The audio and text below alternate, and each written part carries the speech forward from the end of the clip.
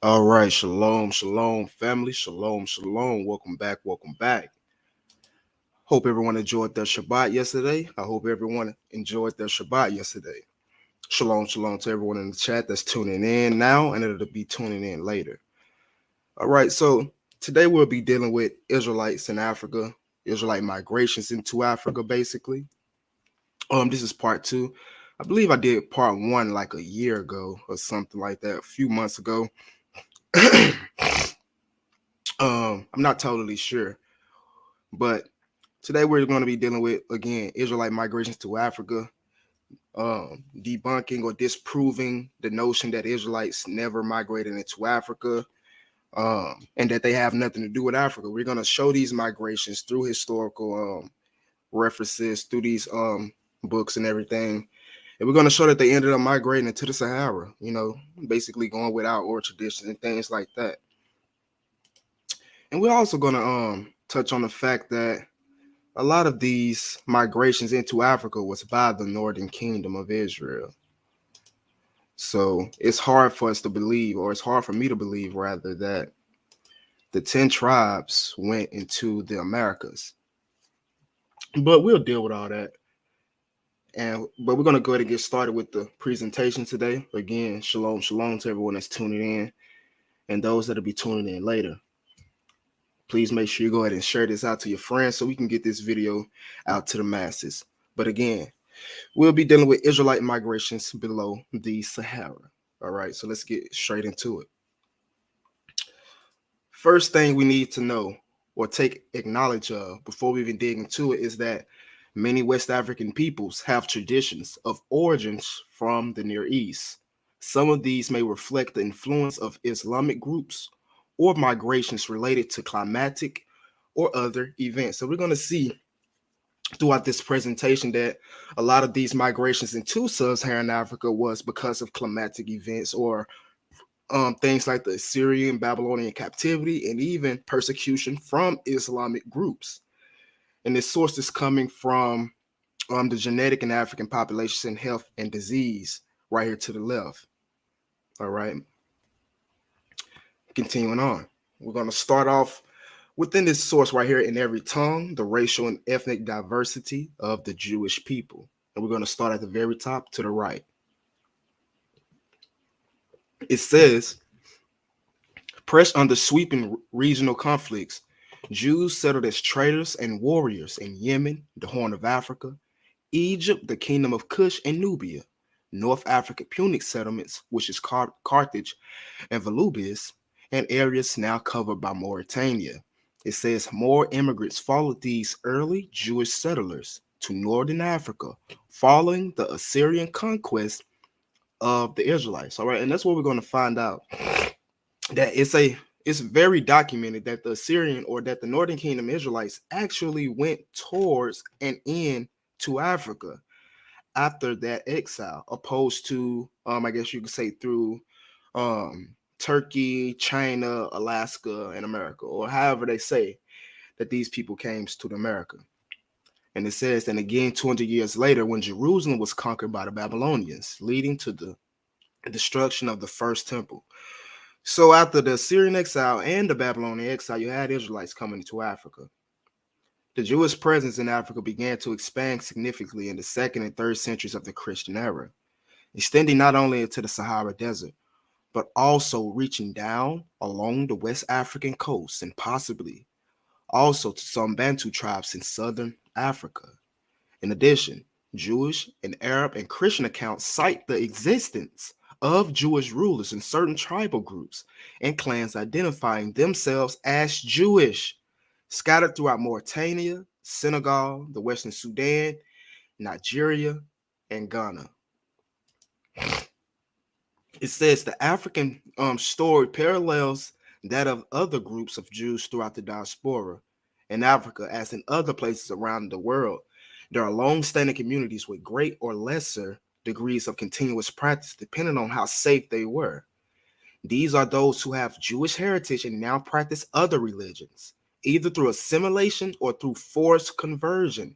Some may live as Christians or Muslims and have little sense of their Jewish past. All right, and in our sense, a lot of our ancestors before the slave trade, they was converted into Islam. And even during the transatlantic slave trade, we know that our ancestors were forcibly converted to Christianity. That's why if you look into Bet Din, Obadiah Alliance on the Igbo Jews, they said that they could be verified as Jews even if they were Christians because they were forcefully converted to Christianity. So we know this is a fact throughout our history. But it says, however, others live as Christians or Muslims, yet are proud of their Jewish ancestry. So we have some that live as Jews, that live as Christians and Muslims, yet they know that they are descendants from Israelites or Jews. It says there are also those who discovered Judaism and decide to convert to Judaism. These are more recent newcomers to the Jewish people. Whether ancient or new, a distinct trait of African communities result from historical isolation from rabbinical Judaism. And why is that? That's because the Jews in Africa, majority of them below the Sahara, they was gone before all this rabbinical Judaism came into play, right? Which is more recent towards the Roman periods. We were gone before that, a lot of us. It says their Judaism has either been passed on through oral tradition, right? Or is practiced as pre-Talmudic Torah-based Judaism. And that even goes into what Eldad the Danite was saying when he said they know not of Mishnah nor of Talmud, but they have a oral tradition of their own, all right, dealing with the Jews in West Africa. All right, it says these communities would like to be a part of the world Judaism. All right, continuing. Some Africans have ancient Jewish heritage and consider themselves descendants of the lost tribes of Israel. All right. Around 926 BCE, the kingdom of Israel split into two. Previously, all 12 tribes of Israel had been united under the monarchies of Saul, David, and Solomon. But when Solomon's son Rehoboam ascended the throne, the 10 northern tribes rebelled and seceded from the union. This left only two tribes, Judah and Benjamin, under the control of the king in Jerusalem. From that time on, the tribes were divided into two nations, which came to be called the House of Israel, the 10 northern tribes, and the House of Judah, the two southern tribes. When the Assyrians conquered the House of Israel around 722 BCE, they deported the native populations to other places throughout the Assyrian kingdom. Many Israelites made their way across the Silk Road, ending up in Asia and Africa, where they intermarried with the peoples among whom they settled. All right, and that was more than likely just the man settling, or the man intermingling amongst the foreign women, whoever they settled amongst. Even within Africa, we married a lot of Domitic women within the places we settled. But it says they eventually abandoned their distinct identity, and their culture was lost to history. These are the groups that are referred to as the lost tribes of Israel. There are unique numbers of people today who cling to the ancient traditions that are descended from the Jewish tribes of Israel. The tribesmen of Afghanistan, the Mohammedan Berbers of West Africa, and 6 million Christian Igbo people of Nigeria. Coincidentally, they all practice certain ancient Hebraic customs and beliefs which lend some credibility to their fantastic sounding claims. All right. So we got that out the way. So now we're about to go to this source right here, Ancient Near Eastern Influence in Sub-Saharan Africa. And this is by Magdal Leroux, and it's published by the University of South Africa. And of course, we're going to begin at the very top. So it states, on the basis of new evidence gained through the field of research, it can be shown how striking parallels between the extinct African cultures and written testimonies concerning ancient Near Eastern societies can be detected. And how can this be detected? Through oral traditions and culture that we see amongst these people today. All right. Africa, north of the Sahara, was part of the Mediterranean world and also in close contact with major developments in Near Asia. It becomes clear that in the period preceding the textual evidence of the Middle Ages, African societies were not isolated or self-contained, but instead took a part of various levels in global exchange. They were in intense economic and cultural contact with Semitic societies of the ancient Near East. Lang mentions in particular, during the Canaanite Phoenician period, many cultural traits of ancient Mediterranean and Near Eastern societies were adopted in African contexts, almost unchanged, but others were modified due to local factors, thus giving rise to new cultures with specific forms of their own. All right. And I would say, opposed to them actually adopting it, I would say that you had Semitic people coming in, settling amongst the indigenous or the autochthonous peoples, and then they're coming up with unchanged or newly modified factors within this new culture that they have made. But it says his reconstruction of the Canaanite Israelite cultural areas of Africa south of the Sahara is based on oral and cultic traditions. All right, it's always going to be based on oral and cultic or cultural traditions. All right, because this is what links a lot of the West African, Central African tribes back to the Near East. And also DNA, which is something we've added new, fairly recent to our archive of proving who we are. But it says he argues that his historians are inclined to attach considerable importance to written sources, while they tend to disregard the stories that are orally transmitted. All right, so when these people like to map out the history of Africa and things like that, they barely take into account the oral traditions of our peoples. Oral cultures simply rely much less on reading and writing than do modern cultures. To get a more accurate picture of sub-Saharan Africa, distant past, and its trading partners, an interdisciplinary study is necessary over a very broad spectrum based on a proper synthesis of all existing data. It says various pieces of information indicating very early immigrations to Africa from the Semitic world do exist. During the 14th year of King Hezekiah, Sennacherib, king of Assyria, came up against all the fenced cities of Judah and took them. According to the Jewish authors, some of the Hebrews or Israelites tried to escape their wrath by fleeing into Africa. Speaking of the Jews, Lichblaw says, pressed under sweeping on regional conflicts, Jews settled as traders and warriors in Yemen, the Horn of Africa, Egypt, Kingdom of Kush, North African Punic settlements, in areas now covered by Mauritania. More of these immigrants followed these Jewish immigrants or these Jewish settlers to Africa following the Assyrian conquest of the Israelites in the 8th century BCE. So it's a known fact that these Israelites made their way into the interiors of Africa, starting with the Assyrian exile. All right, we need to remember that. It goes on to say that Rabbi Dalton Nasi has placed the Hebrew or Israelites all over the African continent.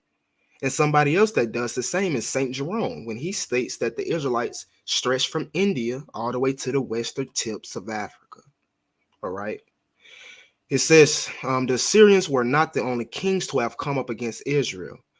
200 years later, Nebuchadnezzar, the king of Babylon, conquered and destroyed the first temple. Again, the Israelites tried to escape persecution and ran into the continent of Africa, even after they were instructed by Jeremiah not to. All right, and we can get a scripture reference right here to the right in Jeremiah 42, chapter 17.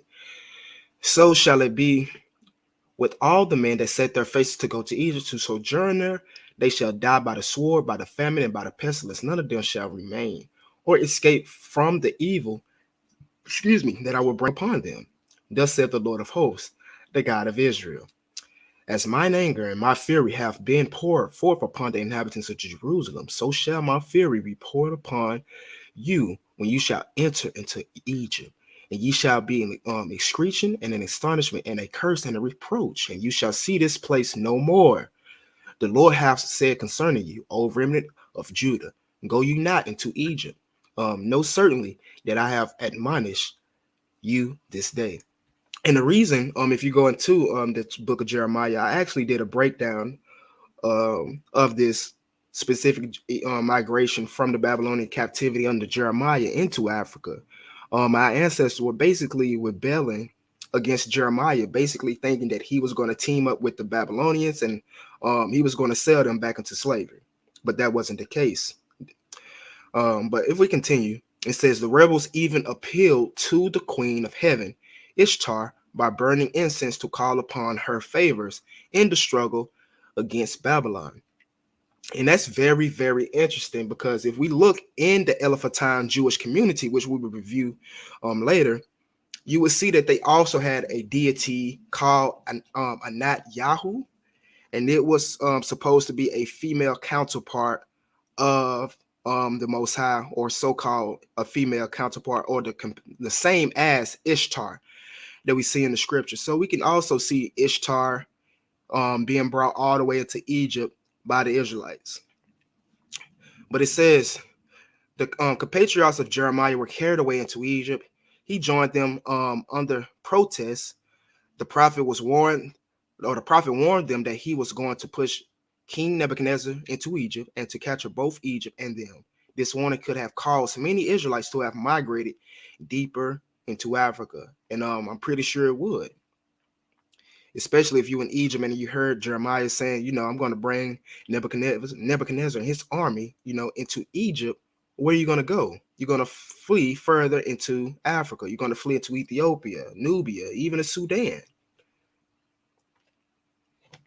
According to Grizel, some Jewish mercenaries were employed by the Babylonians to guard the southern Egyptian borders around 600 BCE. All right. So some Jewish mercenaries were employed by the Babylonians to guard the southern borders of Egypt around 600 BCE. They needed soldiers to protect the southern frontier of Egypt against the attacks of the Ethiopians. All right. So you even had Babylonians hiring Israelites, hiring Jews in the 600 BCE to defend Egypt against the Ethiopians. All right. It goes on to say he added that they gave them the land in their he added that they gave them land in this district called Aswan. And this is where we get the Aswan, the Elephantine Jews from. And he granted them permission to build a temple and offer sacrifices to their God. All right. Around 176 BCE, King Antiochus ruled the Greek kingdom and came up against Israel. Approximately 2 years later, the king attacked Jerusalem and destroyed the city and burned it down. He also ordered them to give up their practices or they would be put to death. And again, many Hebrews fled into the Arabian Peninsula and into Africa. After the Greeks, the Romans destroyed Jerusalem around 70 CE. The restrictions facing the Hebrews forced them to immigrate even in greater numbers than before. Vengeance forced the Hebrews, who lived in Centurinica, approximately 100,000 and 1 million in Egypt, to flee into the west and south of Africa. This is historical. Lichblah agrees that the Jewish presence in Africa began expanding significantly in the 2nd and 3rd centuries of the Christian era, extending not only into the Sahara Desert, but also reaching down along the western coast and possibly also some Bantu tribes to southern Africa, where, according to him, some 40,000 members of the Limba clan still claim Jewish roots. And I would disagree with this. This is a totally separate migration. The Bantu migrations really don't have anything to do with these 70 AD migrations or these Christian era migrations. But it says such as the explanation how the Sahara Desert and further south first acquired the Jewish tribes, and why we find so many remnants of the ancient Near East in Africa south of the Sahara. So again, you can find a lot of remnants of the ancient Near East in Africa, specifically south of the Sahara Desert. All right, and we know that's sub-Saharan Africa. Now, what I want us to take key to is, because we're about to dig into this, is Aswan. We see that Aswan was given to the Jews or the Israelites, and they was granted to build a temple and offer sacrifices to their gods. Now we're going to get into this. And we're going to get into this by going into the Jewish Quarterly Review, April 1907, all right? The origin of the Jewish colony of Sanin or Aswan, all right? Sanin, Aswan, Elephantine, all the same localities. All right, so starting at the top of the highlighted, it says, now this frequency of the name Hosea may possibly be a clue to the origin of the Jewish colony in Upper Egypt. In the Bible, the name Hosea is almost exclusively applied to the Ephraimites. The oldest bearer of the name is Hosea, son of Nun, of the tribe of Ephraim. The book of Chronicles names as prince of the tribe of Ephraim in the time of David, Hosea, son of Azariah, the great prophet of the northern kingdom, probably an Ephraimite, was son of Hosea, son of Beriah. And the last king of this realm was Hosea, son of Eli. The name Hosea occurs elsewhere only once, namely in Nehemiah. This solitary exertion does not hinder us from concluding that the name Hosea was specifically coming in the northern kingdom and particularly in the tribe of Ephraim. As then, this name appears in the colony of Serene or Senin and Elephantine as one of the commonest personal names. It seems to be reasonable to suggest that this colony, at least in part, consisted of descendants of the people belonging to the 10 tribes of Israel. All right, so we see within Elephantine, within Egypt, the name Hosea was very frequent within this colony, and it also brings credence to the point that this colony may be in part descended of the 10 tribes. All right, so we see that it's I guess you can say documented that we did have migrations of 10 tribes into Egypt, but we're going to continue to indulge into that. It says the suggestion derived from these two names, Hosea and Manaam, may serve to throw a clear light on the Jewish colonists that settled in Sinim. They were in part at least descendants of the 10 tribes who with the Persian army under Cambyses had come from the second home in Assyria and Media to Egypt, where they received land grants. All right. So we just read in the last source that the Jews had received land grants to settle in Aswan. And we see here again, you had Jews from Assyria and Media coming and settling in Egypt because they had land grants. All right. And it's funny because we also see in Hosea chapter 9 that Ephraim shall go into Egypt for aid, and he shall also go into Assyria for aid.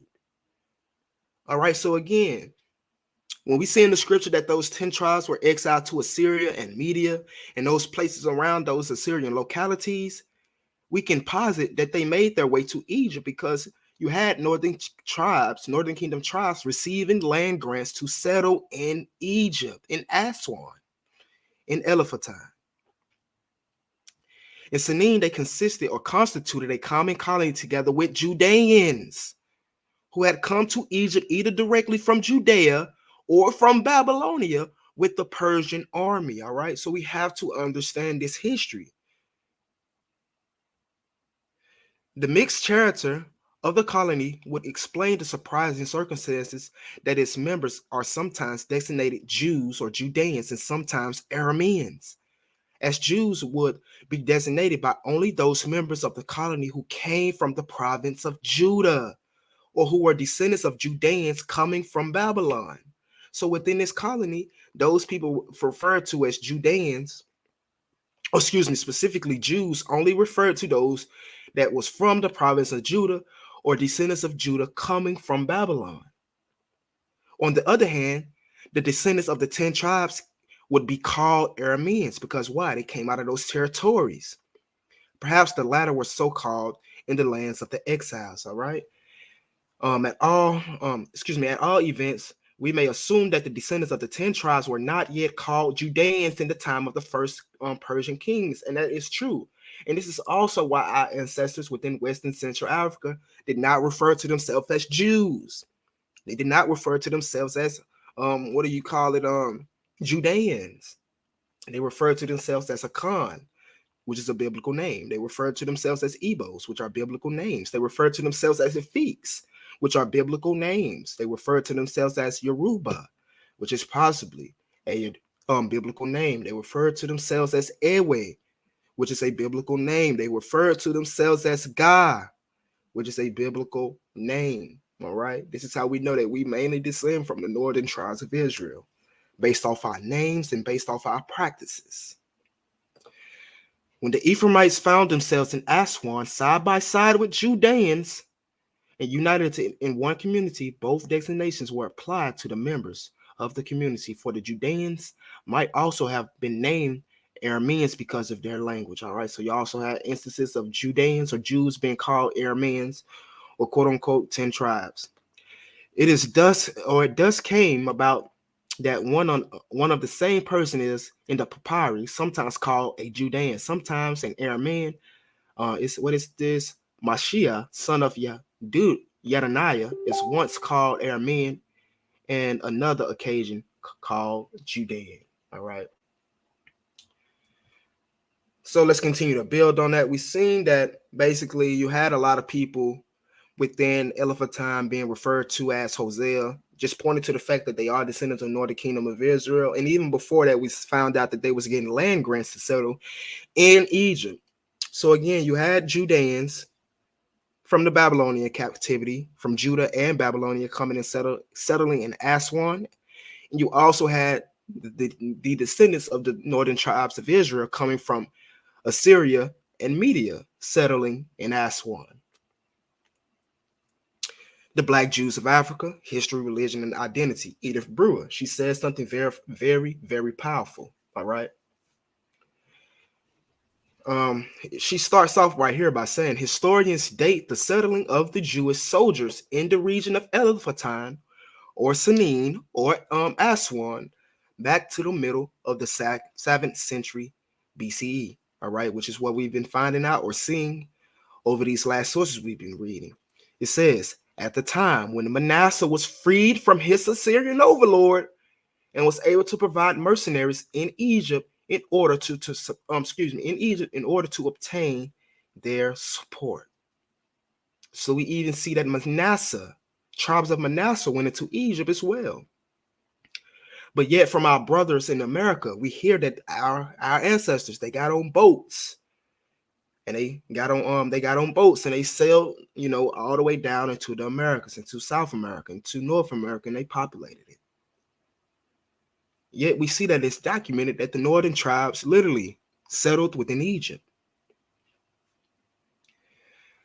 The attractiveness of the theory of the fusion of Jews from Egypt is enhanced on the papyri of Elephantine. So this is documented by the northern kingdom tribes and by the Judean tribes that settled in Elephantine, which provided information on the type of synchronism Judaism practiced by the Aramaic speaking community in Elephantine, which is comparable to the aspects of the Falasha practice.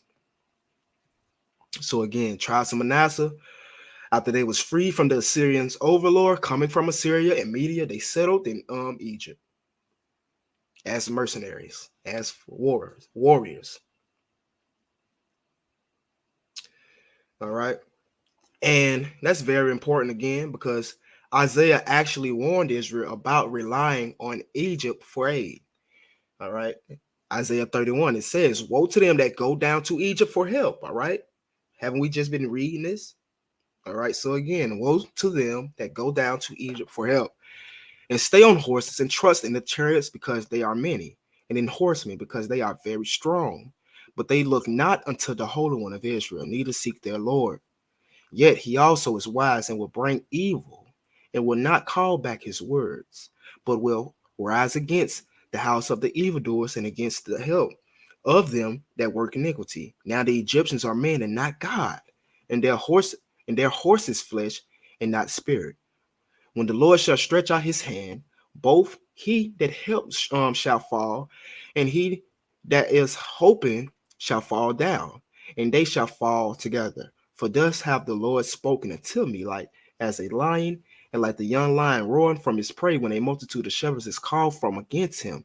He will not be afraid, or their voice, nor abase himself. For the noise of them, so shall the Lord of hosts come down to fight Mount Zion, and for the hill thereof. All right. So again, we see even during the times of Isaiah, he had to warn them, like, woe to them that go into Egypt. All right. Because during his time, they was going into Egypt. All right. And we know that Isaiah was on the scene from about the 7th century or the 8th century to the 7th century. So he would have been literally observing Israelites going into Egypt.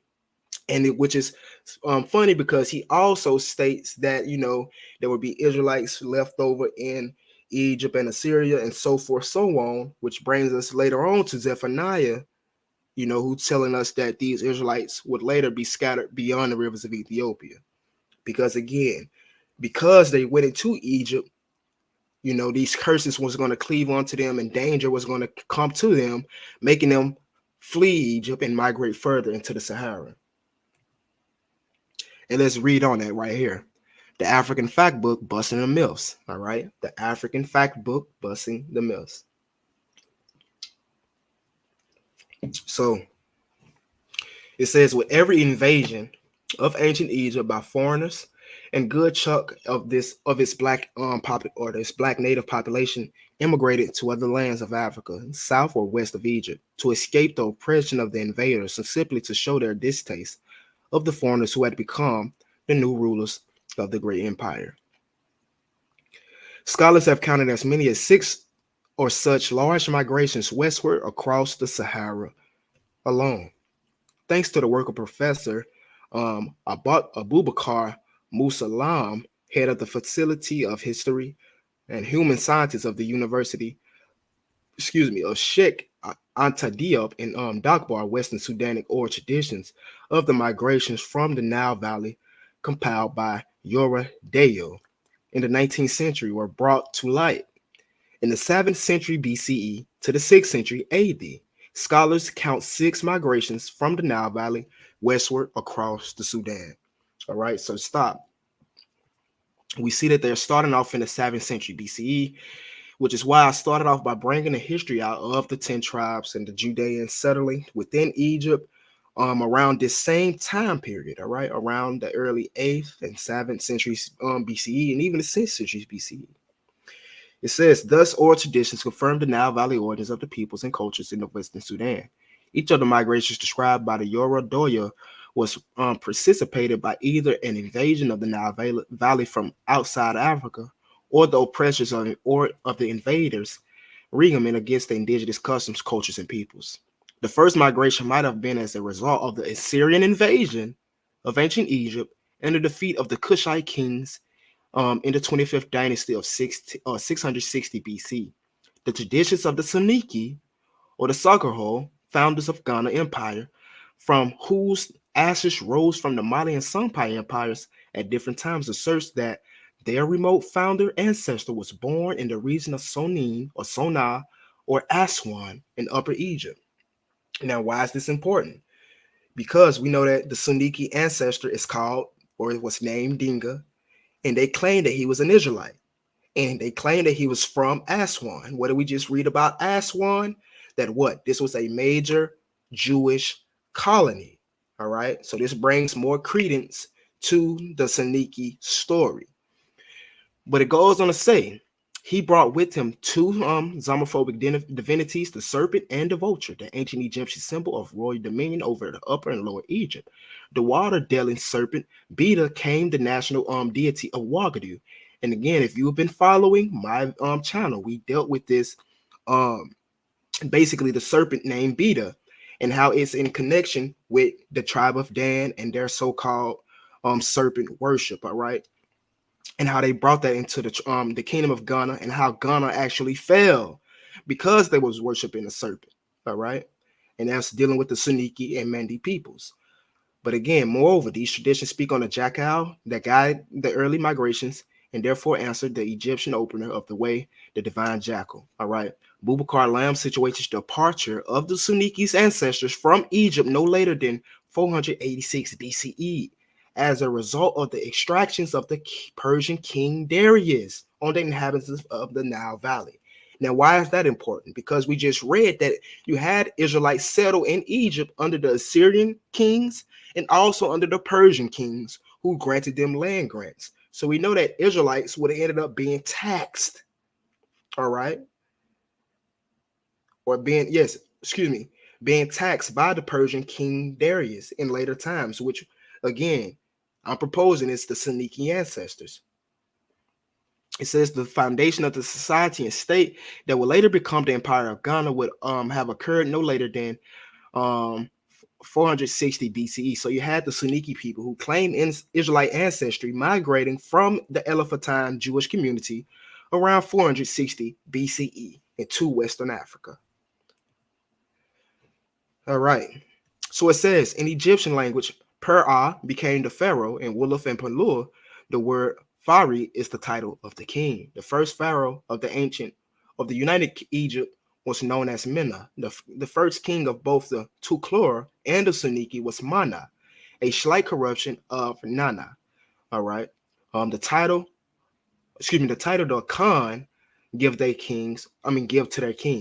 The Khans are said to be blood relatives to the Suniki of the old Ghana Empire, who are now spread over modern Senegal, Gambia, Mali, Mauritania, Guinea, and Sierra Leone, Burkina Faso, and Guinea-Bissau.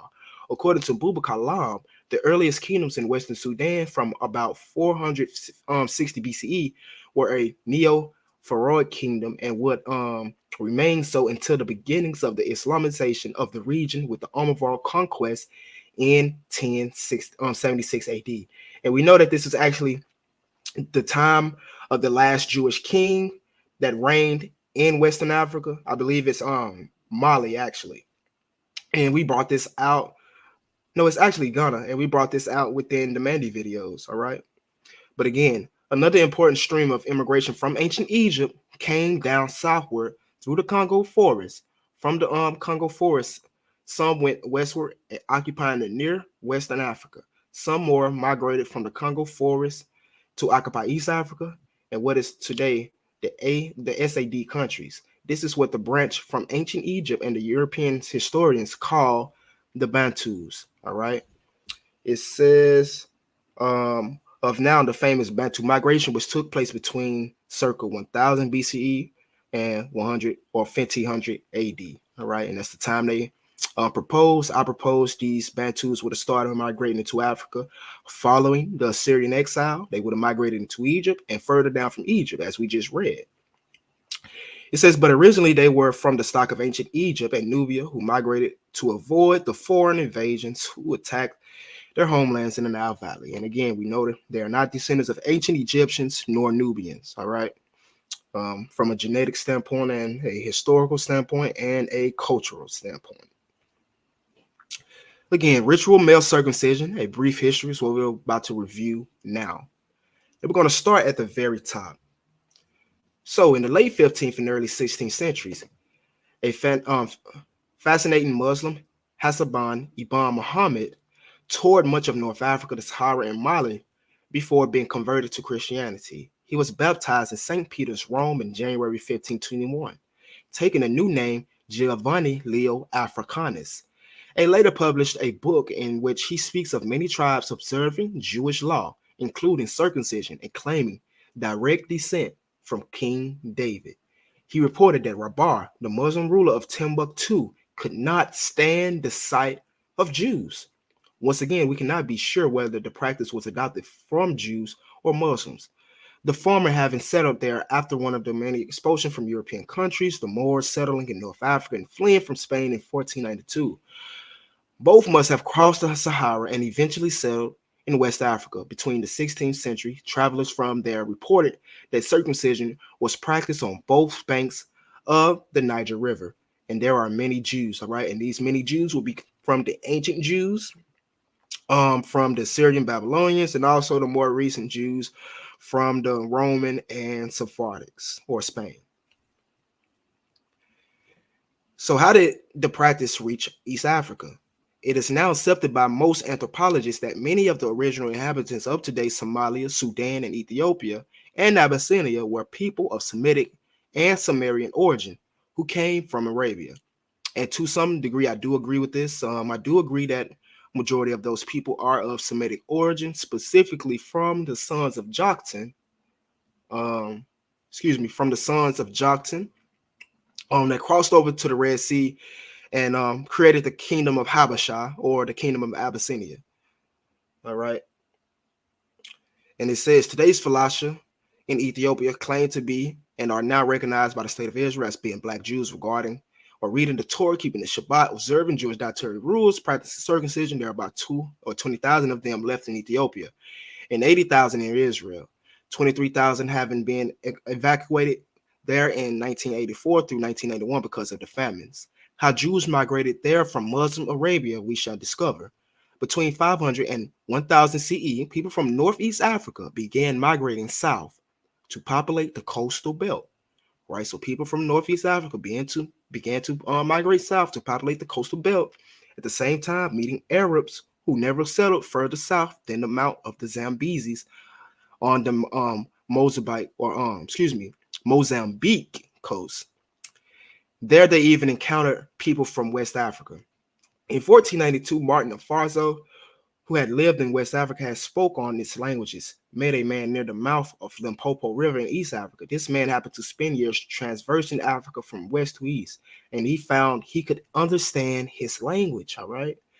This body of people made up from migrants from Arabia, the Middle East, and some West Africa moved south to become today's Bantu people. All right, let me read that again for those who don't understand. This body of people made up from immigrants from Arabia, the Middle East, and some from West Africa moved south to become today's Bantu people. So Bantu's people are made up from majority Middle Easterners and a few West Africans. And we know those West Africans will be the people that they mix with. All right. And those West Africans will be attributed to haplogroups A and B. All right, because we do see these amongst a lot of these Bantu tribes. But again, their predominant haplogroup would be those Middle Eastern haplogroups, haplogroup E, 1B, 1B, and haplogroup E1B, 1A that Bantus have. So it says the predominant racial group in Southern Africa today composed of many tribes, each practicing ritual circumcision. The Bantu soon overcame the indigenous people, all right? So the Bantus are not indigenous. The Herero of today's Zimbabwe and Botswana, and the Hottentots and the Bushmen of today's Namibia, Botswana, and Kalahari Desert, and to this day in tales and songs speak of their origins coming by boat from distant lands from far to the north, of meeting black people from the west and Arabs from the coast. One tribe in particular, the Lemba, goes further claim that they are the true Jews who originally came from a city thousands of miles away called Sana. They claim to have built two smaller cities in Zimbabwe, each called Sana, one of the south banks on the Limpopo River. I'm going to skip down to the next highlighted. We pretty much already know about the Lemba, but it says they practice adolescent circumcision carried out with razor blades or even pen knives, have songs traditionally sung when the boys return from seclusion, have the same dietary restriction as Jews on the married women of their own tribe, and are convinced that they are one of the lost tribes of the diaspora who reached their present home more than a millennia ago via Arabia and the Horn of Africa, having spent many years with the Arabs, though they vehemently claim to be of Jewish and not Arabic origins.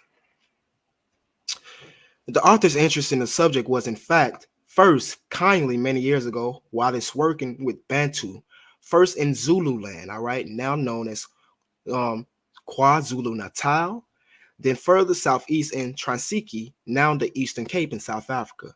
Like many before and since, I was fascinated not only by the significance that the Bantus attached to male circumcision, but to many other similarities with the Jews. As long as 1831, Glasgow Missionary Society asked its agents to research the Amahosa. All right, and I did a video on these people, and I personally believe that they would be descendants of Issachar by way of Nguni. But it says the Amahosa, one of the largest Bantu tribes in Southern Africa, comparing their culture and tradition with those of the ancient Israelites. As a result of missionary wrote an essay entitled The Antiquity of Circumcision, but no trace of it can be found today. It would be easily, as so many have done, to dismiss their claims, but in fact, recent studies have shown that the Lemba do in fact possess a genetic pattern identical with traditional Jews. The Bantu broke up into smaller tribes, each with well-defended territories in northern Natal or Naphtali. Now the KwaZulu-Natal or Natal were the Zulus, who I believe are Naphtali. In the early 19th century, came to be the dominant tribe under the characteristics by tyrannical leadership in its megalomatic chief Shaka Zulu. Further south in the Eastern Cape, so the Amahosa and their many groups. Others moved deeper inland and populated the Zimbabwe, while others moved into the Kalahari Desert and today's Namibia and came in contact with the Bushmen and Hottentots. The indigenous peoples did not practice circumcision. That's important. So before the Bantus got there was no circumcision practice in sub-Saharan Africa or amongst these peoples. The indigenous people did not practice circumcision, nor did they subsequently adopt it from the Bantu, but continued with their own, initial ceremonies. To this day, both Zulu and Xhosa, boys circumcised or circumcision is a rite of passage into manhood as well as the trial of bravery and blood sacrifice.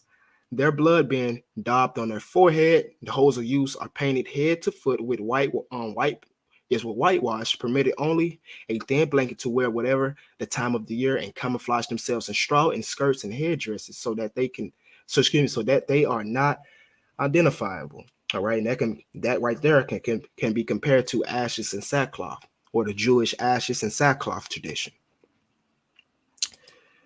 So let's continue. African Zion, Studies in Black Judaism, edited by Edith Brewer and Tudor Parfit. And it says something very interesting, basically agreeing with the things we've been bringing out so far. Contemporary evidence of migrations to sub-Saharan Africa is rare and unsatisfactory. The biblical book of Kings mentions predatory attacks by Chaldeans or Babylonians and Aramean raiders on Judah at a time which might have been a part of the general unrest among the deportee in the local communities following the Assyrian collapse. Indeed, subsequently to the Assyrian and Egyptian defeat and the ensuing disruption of the public order, conflicts between locals and deportee communities over issues of land ownership and a desire to take vengeance against the Assyrian oppressors and their allies may have resulted in Syro-Palestine and migratory movements. All right, and we did see that these actually did cause these tribes to start to populate the Elephantine community. It says since the advance of the Babylonian troops pre-advent the deportees from the retreating to their ancestral countries of origin in the east, Egypt as an ally of Assyria certainly offered the most promising prospects of escape. Though the Egyptian sources are silent on all events concerning Assyria, even with respect to earlier occupation by the Assyrian troops, on the basis of Arabic and Central Sudanic evidence, it may be supposed that large numbers of refugees crossed the country of their ally and headed for sub-Saharan Africa, and especially the region of Lake Chad. All right, and we know that they would disperse from Lake Chad into Ghana, to Nigeria, to Senegal, to Benin, and things of that sort. So again, on the basis of Arabic and Central Sudanic evidence, it may be supposed that large numbers of refugees, who are these refugees? The northern tribes of Israel, and also southern kingdom Judeans. All right. It may be supposed that large numbers of refugees crossed the country of their allies and headed for sub-Saharan Africa, and especially the region of Lake Chad. So let's look at a migration of these people into Western Africa. And we're going to do that with the Jewish Herald and Record of Christian Effort. All right, volume 7, published 1852. So it says the Reverend Dr. Phillips, missionary in Northern Africa, gives the following details concerning the country. A Russian Jew resident at Mahdia gave him information concerning a great number of Israelites inhabiting the oasis of Sahara and dwelling also at Bathor, Bishrabi, Tagort, Basara, Beni Ozab, and Lagos, etc. There are in each of these places as many as 100 families, and in some even more. In one place, he found 600 families with numerous synagogues and about 100 copies of the law written upon parchment, some of which were more ancient than he had ever seen. All right, and where would this come from? Again, we've already established that it's possible that you had Assyrian Israelites, Northern Kingdom Israelites fleeing into the Sahara, and also Judeans. So it's I guess you can say it's only reasonable to think or assume that they would have written laws upon parchment papers and things like this, copies of the Torah. And as he states, some of which were more ancient than he had ever seen. But this is not at all. Other curious details reached out to Philip from another source. A Jew who had accompanied a German traveler as far as Timbuktu found in the boundary of the kingdom of Bambara a large number of Jewish Negroes. Nearly every family among them possessed the laws of Moses written upon parchment paper. All right, and we know that these Bambara Jewish Negroes would be related to the Mandi people as well as the Sudanic people, and they all have the same ancestor whose name is Dinga, who came from Aswan, the Elephantine Jewish community. All right. Although they speak of the prophets, they have not their writings. Their prayers are different from those of other Jews and are committed to the little leaves of parchment, stitched together and containing numerous passages derived from the Psalms. These Jews have mingled some of the superstitions of the oral law with those of their neighbors, the Mohammedans and the heathen. They enjoy equal liberty with the other subjects of the African chiefs and have their synagogues and their rabbis. All right. And again, this is in Western Africa. This is in Timbuktu. We did have actual synagogues and we did have rabbis. The explanation of their givenness, or the explanation which they give of themselves in connection with their black skin, is this: that after the destruction of Jerusalem at the time of the first captivity, we know the time of the first captivity, or the time of the first destruction of Jerusalem, was actually the Babylonian. Some of their ancestors, having neither goods nor lands, fled into the desert. The fatigue which they endured was so great that nearly all the families or the females died by way. The children of Ham received them with kindness and intermarried with their daughters, who were black, communicated their color to their children. These children became generation by generation a deeper hue, until no difference of color now distinguished the children of Ham and those of Shem, or those of Shem and the children of Ham. All right, and that's very true. And the way we basically distinguish the children of Ham and the children of Shem today is by the Y chromosome. But the form of their features, however, is very different from that of the Negroes round about them. It says this: these are highly interesting facts and create a strong desire that these unexplored regions may be speedily open to intercourse with the civilized world.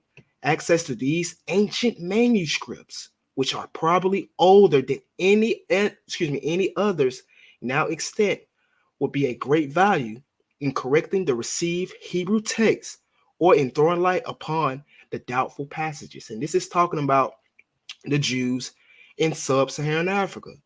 This traveler is saying, wait a second, maybe these Jews, maybe these ancient Hebrews in Western Africa, in Bambaria, in Timbuktu, maybe they have the most ancient manuscripts that we can look at to correct the Hebrew text that we have today. This is what he's proposing. Just showing you that these ancient migrations did happen, and we did have these ancient, I guess you could say, records. And a lot of this stuff was vanished thanks to the Mohammedans and their attacks in Western Africa in the recent years. But next source, Homelands and Diasporas. Homelands and Diasporas, Perspectives on Jewish Culture in the Mediterranean and Beyond.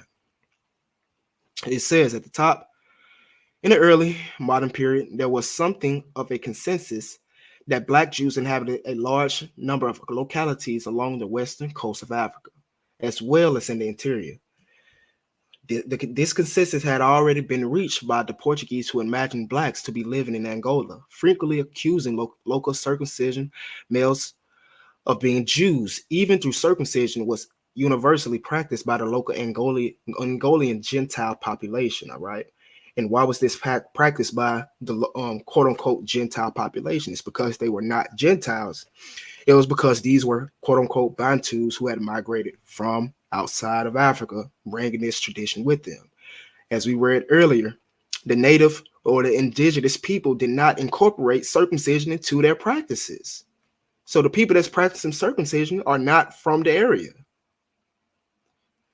In fact, for the Portuguese and as for other Europeans, there was a powerful sense that there were Jewish polities representing the lost tribes of Israel in the African interior. All right, so they had I guess you can say a sense of idea that there were lost tribes of Israel in the interiors of Africa. In 1830, for instance, a religious journal noted, Africa therefore presents the only remaining likely place and the advocate for the existence of the 10 tribes, very confidently maintaining that they are enclosed in the interior of that unexplored country. The widespread nature of the discourse and its continuing relevance over time may be adduced from the fact that when the British were planning the first expedition up the Niger in 1842 to the unknown interior, two London rabbis asked the expedition leaders to take with them letters in Hebrew and English, which they were to hand to the spiritual leaders of the Jewish communities. All right. Let me read that again because that's very, very important. Two London rabbis asked the expedition leaders to take with them letters in Hebrew and English, which they were to hand to the spiritual leaders of the Jewish communities the expedition might encounter along the banks of the Niger. This is in Western Africa. A more sober note with respect to the coast of Lango, just north of Angola, was struck by the missionary John Clark, who wrote a very informative little book on what was known at the time of the languages and dialects of Africa, as well as the people and customs of the interior. He mentioned the town in Bonaliva in Loango, which contains around 15,000 inhabitants. Many slaves from Majambo and Maquinga passed through this country to be sent to Cuba and the Brazils. Orlando speaks on Black Jews being a part of this, being in this part of Africa, but no confirmation of this has been made. The practices are common in many parts of Africa, and those of sacrificing goats and sheep, making cuttings for the dead, circumcision, and the tribal drinks, and these do not particularly belong to the customs of the Jews, and that's what they propose, which of course I disagree with.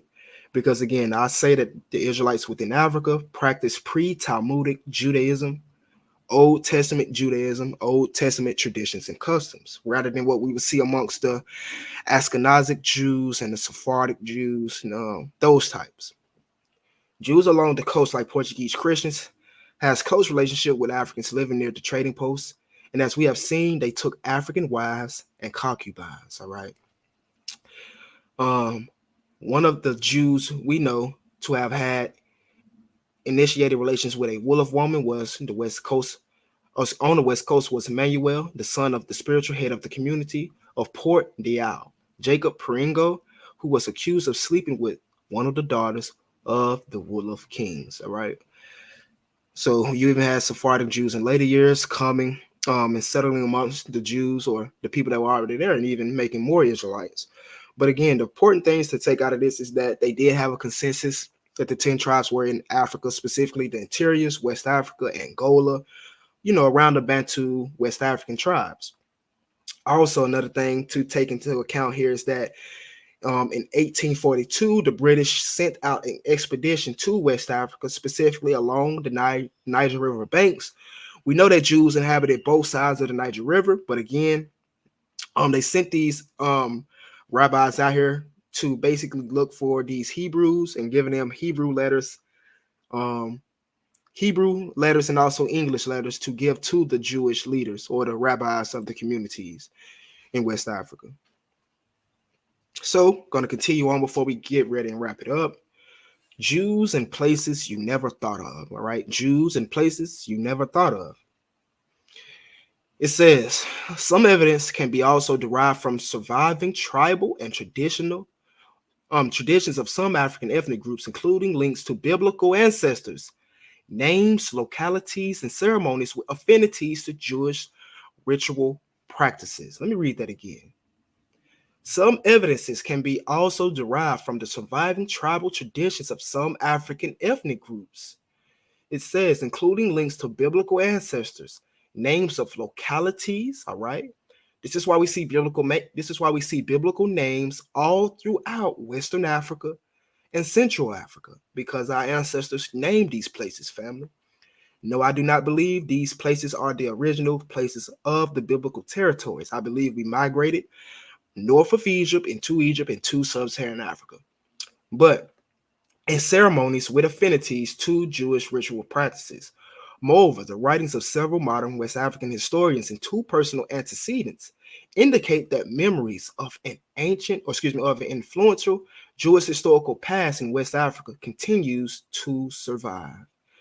I still remember from my assignment in 1960s as a Foreign Service officer and encountered with Mr. Buba Hama, the president of the National Assembly in Niger and a prolific writer of African history. He told me that the Tuaregs had a Jewish queen in the early medieval times, and that some Jewish Tuareg clans had preserved their adherence to that faith in defiance of both Islamic and Christian missionary pressures up until the 18th century. In several of his books, Hama even cites some genealogies of the Jewish rulers of the Tuareg and Hausa kingdoms. All right. A related story of a surviving memory of Jewish roots into West Africa was told to me around 1976 by Shimon Peres, the former Israeli prime minister. He had just returned from a meeting on the Socialist International, during which he had met the president Leopold Senghor of Senegal. In the course of their discussion about the possibility of normalizing Senegalese Israeli relationships, Senghor told Perez that he too had Jewish ancestors. All right, and we know that a lot of the people within Senegal descend from the Bani Israel, or the people known as your Mandi and Sudanic peoples. All right. It says when Perez recounted the incident, we both smiled somewhat incredulously. Yet, indeed, there are a number of historical records of a small Jewish kingdom of tribal groups known as the Bani Israel that were part of the Wolof and Mandi communities. All right. And again, this will even go back further when we was talking about the Saniki migrating from Aswan and their ancestor being Dinka and their claim to being Israelites. Because we know that the Manding people are basically the same as Suniki. They all have the same ancestor. The Mandi ancestor is Dinka, just like the Suniki ancestor. All right. And we see that these people were a part of a Jewish community called Bani Israel. All right. These existed in Senegal from the early Middle Ages up to the 18th century, where they were forced to convert to Islam. Some of these groups came or claimed to be descendants of the tribe of Dan, the traditional tribe of the Jewish gold and metal patricians, who are said to have built the golden calf. All right, and this is why I was making mention to Dinga and the serpent Beta, because again, we see that these people within the kingdom of Ghana claiming to be from the tribe of Dan, we would again, that explains why we see the quote unquote serpent worship amongst them, because this is what the tribe of Dan is known for. Not saying that's good, not saying we should worship snakes. I'm just saying that's a way that we can trace, or a way that we trace the tribe of Dan into Western Africa by way of their paganism, or by way of their pagan worship. Nothing new under the sun. And I will try to catch up to the chat once I finish up these sources, family. Sorry for not answering your questions, but I will catch up to the chat once I'm done. Where was I at? It says a Jewish presence is said to have been introduced into Senegal, Mauritania, and numerous other West African countries south of the Sahara, in part through the immigration of Jewish Berber groups, and latter through exiles from Spain who first settled in North Africa and then crossed the Atlas Mountains. Others, even earlier arrivals, are said to have come from Sincerine. And again, we brought this out last video, dealing with the Jewish-Roman wars in North Africa, how the Jews from Cyrene migrated down into the Sahara. It says having crossed the Sahara to West Africa and eventually also moved further south. In addition to the groups of Senegal that claim to be descendants of the tribe of Dan, the Ethiopian Jews also trace their ancestry to the tribe of Dan. And another interesting thing, I might need to do a video on the Bani Israel and the Beta Israel, because the Ethiopian Jews come from the Elephantine Jewish community as well. And also the Saniki Mandi Bani Israel people come from the Elephantine community as well. So that seems like we have a connection here, with Dan being in East Africa and West Africa.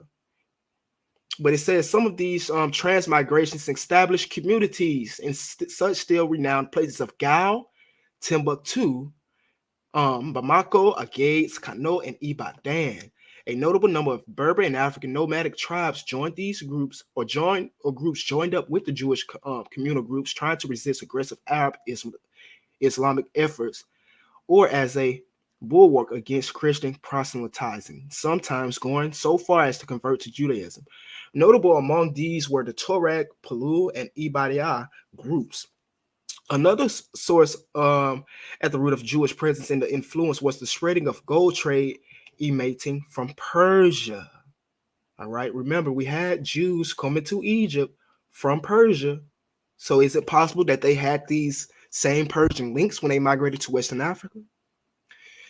It says with Jews becoming involved as important intermediary traders, these traders came to rely on contact with Jewish or with scattered Jewish communities they encountered in their West African travels in search for gold. So you had even Jewish traders from Persia coming all the way into Africa to trade for gold, ended up in West Africa and finding other Jewish communities already there. So we have an ancient connection with Africa that we need to understand. All right.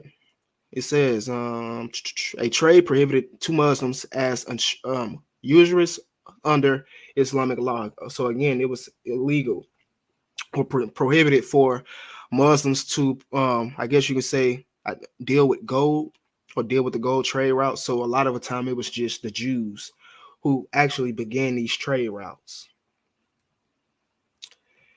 Let's see. It says, thus the kingdom of Ghana, the Ashanti needed the silk for weaving kente cloth. To this day, it is said that the Ashanti word for numbers relate to those in Paris or Parsi, the language of Persia.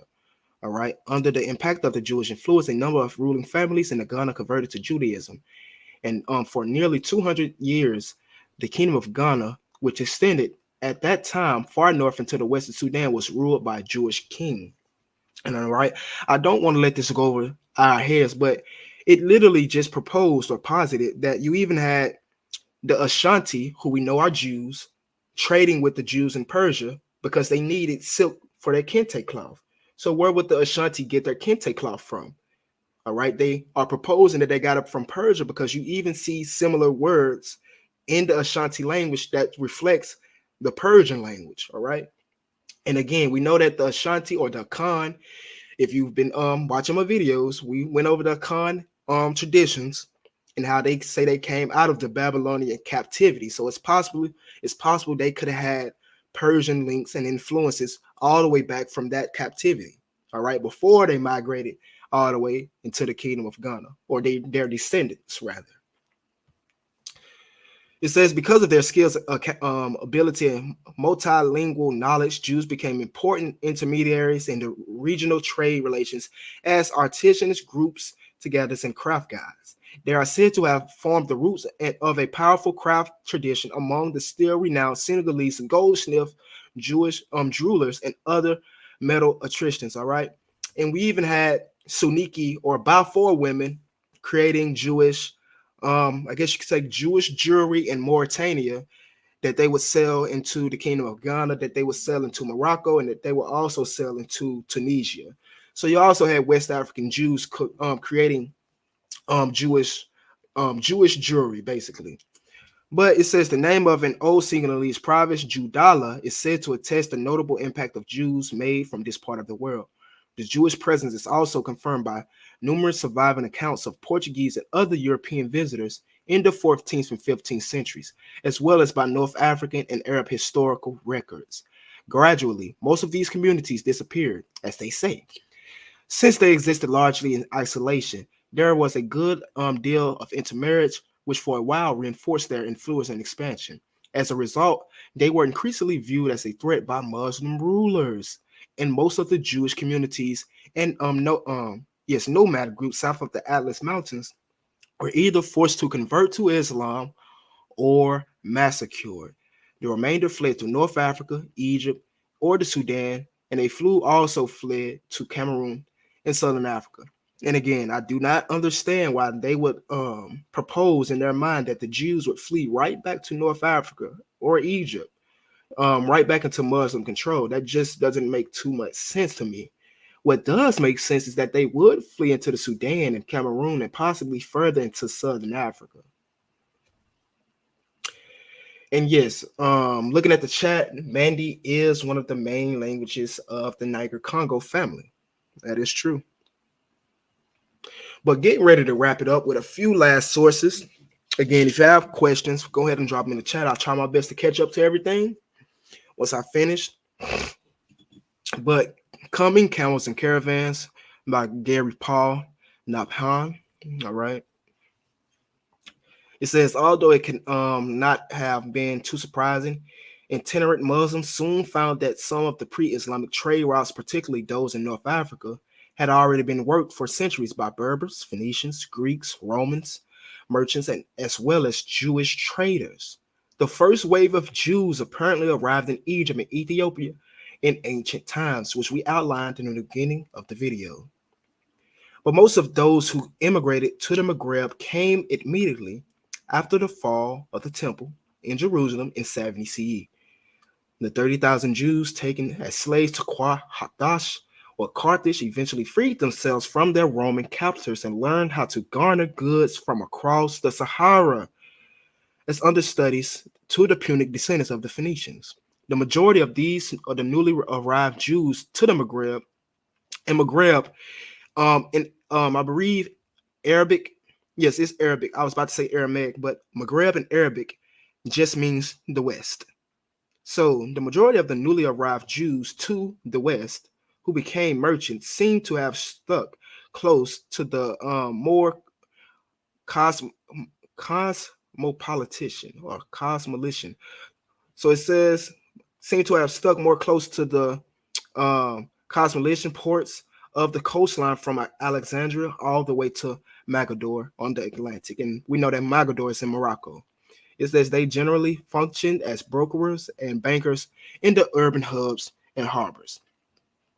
Generalities, however, gloss over the most interesting anomalies in the globalization of Africa. There were indeed a number of more adventurous Jews who moved inland, marrying into the Berber tribes of the Sahara and converting them into Judaism. And the main form of conversion really is when a Jewish male marries a foreign woman and converts her into Judaism. And this is specifically what they mean here, as it said, marrying into the Berber tribes of the Sahara and converting them into Judaism. By the time of the first Muslims arrived in the Sahara, they were greeted by all Jewish clans among the both Berber and to their kin to the south, the Tuaregs or Kel Ta-Mashia, right? So again, by the time the Muslims or the Arabs got into the Sahara Desert, they were greeted by the Black Brews. They were greeted by our ancestors, all right?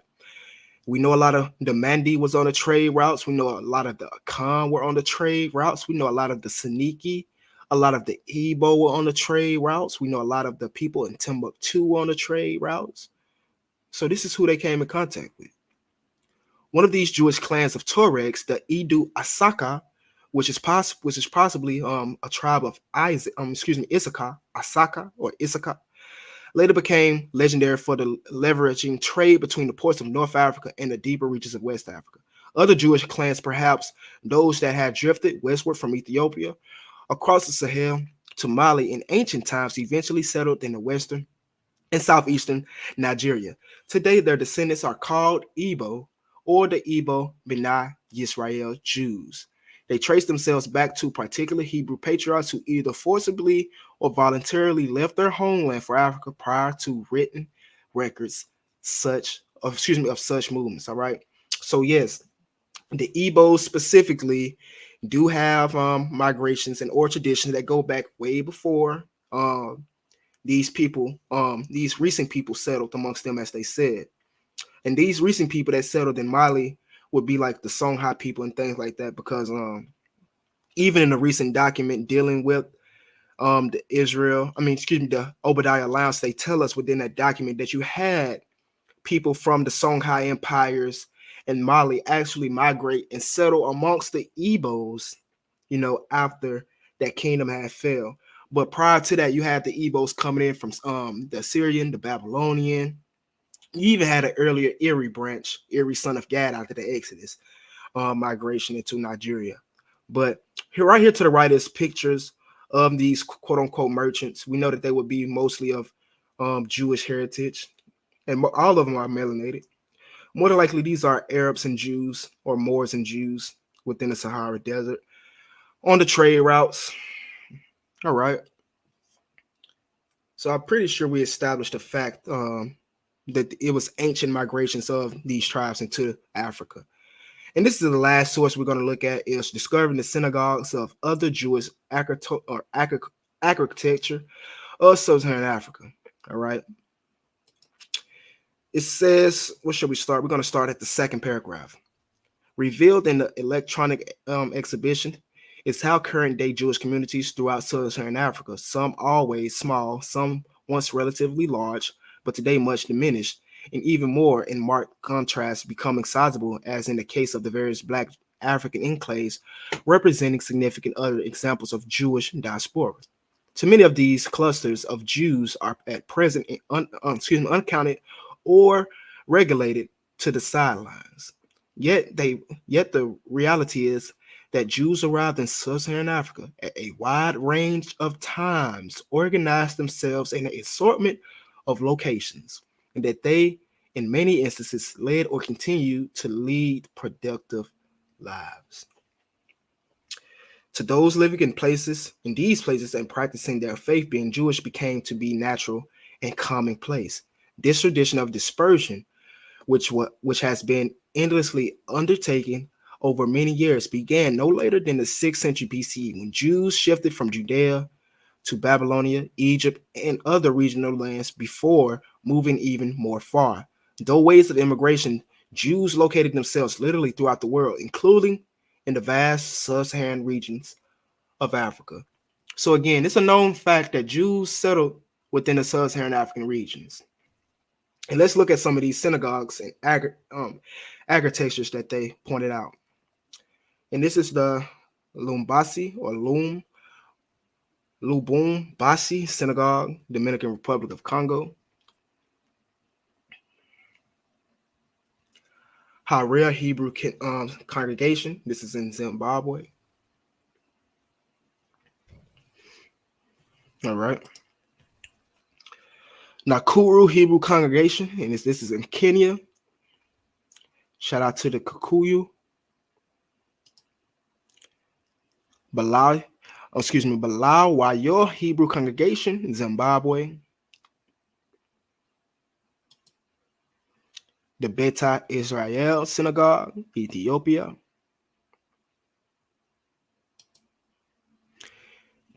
And I could have added a bit more. I didn't want to add too much, but again, we do have a lot of more synagogues, especially if we just dealing with Western Africa. There's over 100 synagogues in Nigeria alone, particularly dealing with the Igbos, the Yorubas, and even your Ibibios. These people all have synagogues within Western Africa. And here is a summation of all the sources we reviewed today. We reviewed around 11 books. All right.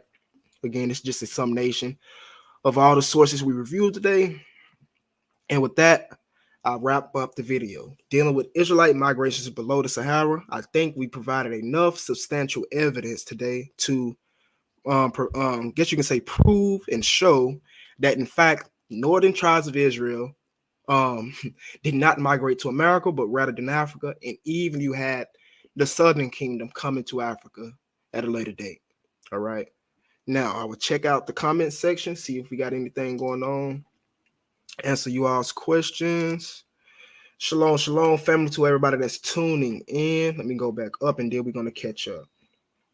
All right.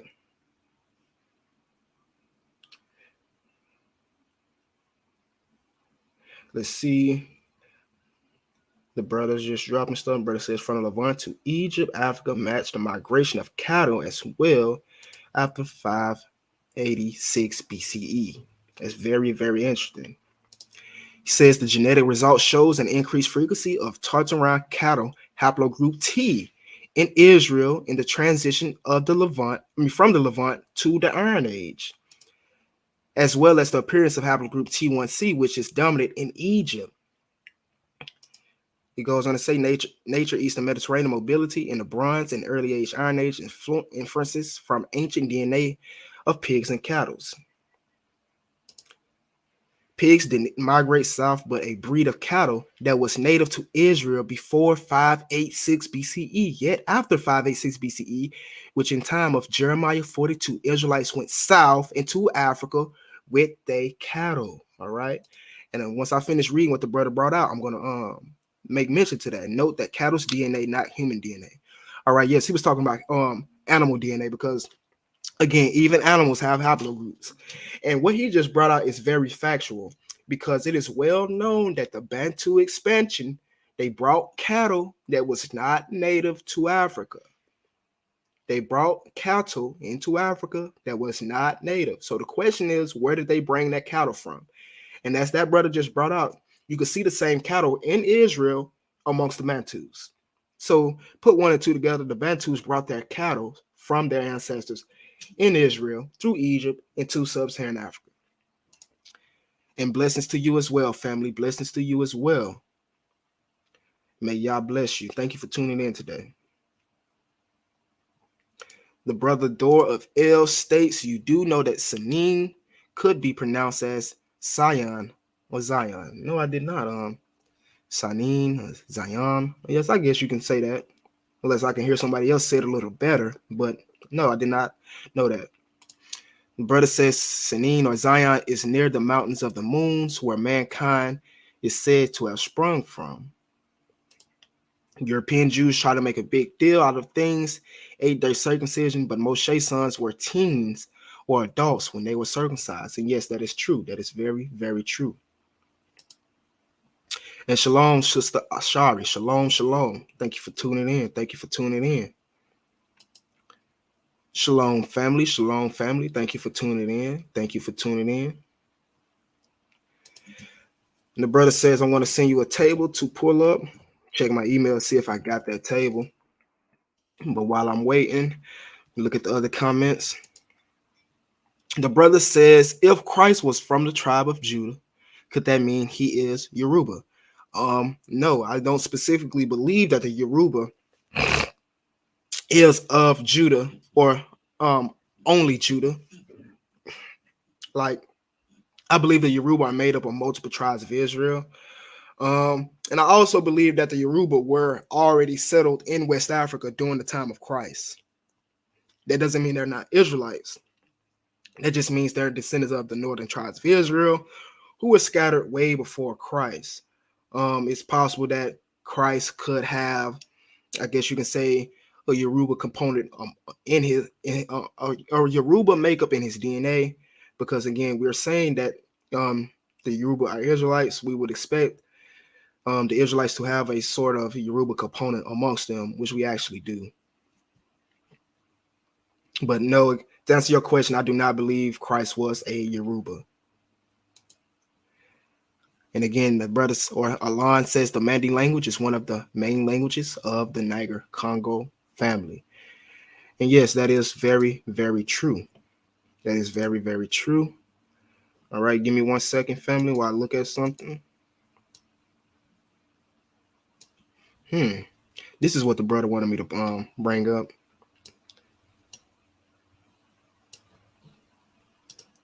And I'm going to share what the brother brought up real quick, or asked me to bring up for you all, for the family. The brother Dorvel, because this is very interesting, just looking at it. See if I can. Let's see. And this is coming from Exploring or Encyclopedia of Diasporas. All right, Encyclopedia of Diasporas. And the brother would like or wanted us to share this right here, where it mentions that Afro-Americans or Black Hebrews, their region is actually listed off as Israel. All right. And so for Afro-Americans and Black Hebrews, that region is actually listed off as Israel. Even Ethiopian Jews is listed off as Israel. And that's very, very interesting, because we know within America, we are called Black Hebrew Israelites. And that's something to dig into at a later time. I'm gonna look into that. Thank you for sending me that, brother. Dorvell. Again, let's continue to look at these comments. The brother Isaiah states, "What is your take on Muslim brothers and sisters claiming we are from the ancient tribes of Shabazz?" From from my understanding, I believe they're saying that Shabazz was an Asiatic man. From that standpoint, I do believe that African Americans, majority of them, about 60, between 50 and 60% of them, do descend from ancient Asiatics. But I've never heard about a tribe of Shabazz within any ancient literatures. I've never heard about an ancient tribe of Shabazz. I've never heard about a tribe of Shabazz in the Near East or in Egypt, or anything like that. So if anybody has any source material on a tribe called Shabazz and how it relates to West Africans, I'd like to see that. But again, the only point I agree with them on is that would be Asiatic peoples. We would be sons of Shem. And can you clarify what you mean when you say they said between 5 and 7? Or I guess that's 5 o'clock and 7 o'clock, or is that 500 and 700, 500 and 700 BCE? Maybe. The brother again states, if Christ was from Judah, that means he is a Yoruba. All right, again, brother, can you prove that the Yoruba migration was after the time of Christ into Western Africa? Because again, I've already brought out plenty of evidence regarding the Yoruba and showing that their migration was prior to the life of Christ. The Yoruba would have been coming into Africa after the Syrian exile, not the Roman exile. All right, the Yoruba would have been coming into Africa after the Assyrian exile, not the Roman exiles. Therefore, the Yoruba probably wouldn't have known about Christ, as if just like a lot of the Northern Kingdom tribes, and even some of the Southern kingdoms that was gone out the land before or after the Babylonian captivity. So again, if you have any information on this, just please drop the source, or something more to explain what you're saying. Because again, the Yoruba were settled within West Africa before Christ came into existence. Not saying they're not Israelites, just saying that they were dispersed before Christ came. What's your take on Igbos? Majority of Black Americans are Igbos. My take on Igbos is that the Igbos are the oldest Jewish diaspora in the world. They are older than the Ethiopian Jews. They are older than the Mizrahi Jews. They are older than all Jews. In my opinion, they have an oral tradition of going back to a man named Eri. Eri was one of the sons of Gad who left out of the Exodus. They proposed that during their migrations in Sinai, they didn't want to go to Israel. They wanted to search for better land and food and things like that. So they ended up migrating back through Egypt and ended up making their way down into Nigeria around 1300 BCE. And this is actually attributed with a lot of archaeological evidence and source material that they have. They actually have a grave called Eri. They have temples called Obu Eri, or the House of Gad, and things like that. And also the Igbos have other oral traditions which can be substantiated. They have oral traditions from coming from the Assyrian exile. They have oral traditions from coming from the Babylonian exile. They have oral traditions of Sephardic Jews settled amongst them. They have oral traditions of the Songhai Empire, Jews settling amongst them. All right. And they also have traditions of some of their people migrating from Nigeria to help King Solomon build the temple. So I believe the Igbos are one of the best examples of a real Israelite community. All right. And I'm going to do a video on them later in the future, bringing out everything I just brought out within source material, rather than just saying it. But again, I believe the Igbos are one of the oldest communities and purest communities as far as tribes and culture, because again, they do have within their lands They literally have land subscribed to the tribe of Levi, subscribed to the tribe of Judah. They have lands for the tribe of Reuben, Issachar, Naphtali. They have specific villages and lands for specific tribesmen. All right. And that's what we have to learn about the Ebos. Also, the Ebos were just officially accepted as Jews by the Sephardic Obadiah Alliance. It stated that they are genetically and culturally Jews. All right. And we know that the Ebos have genetic and cultural connections with majority of the other West African tribes who have Israelite traditions as well. So that pretty much just stamped everything we've been bringing out thus far. So that's what I think about the Ebos. It says it has been discovered as of the late that the name of the nation of Ebos in southern Nigeria is not Biafra, but Edu or Edu, which you have just brought out here today. Marvelous findings. Yes, yes, yes. Thank you. Thank you very much. Thank you very much. Peace and blessings unto you as well, family. Peace and blessings unto you as well, family. And about that table that we brought out, the brother Dorf L wanted us to know that it was published by Yale University. It was published by Yale University. And what we know about a lot of these universities is that they do know our history. Even Cambridge University tells you that the West African Jews were targeted into slavery. So a lot of these universities know about us. Says this is correct. You're correct because I have traces of Levant and I'm about to from Cameroon. Yes, yes, yes. More than likely, are you a Bantu? Are you a descendant of one of the Bantu tribes from Cameroon, like Bamileke, Bassa? All right. Because if so, that would make sense to why you have traces of Levantine ancestry. Because even the Bantus brought in a Bronze Age like Levantine ancestry during their migration or expansion.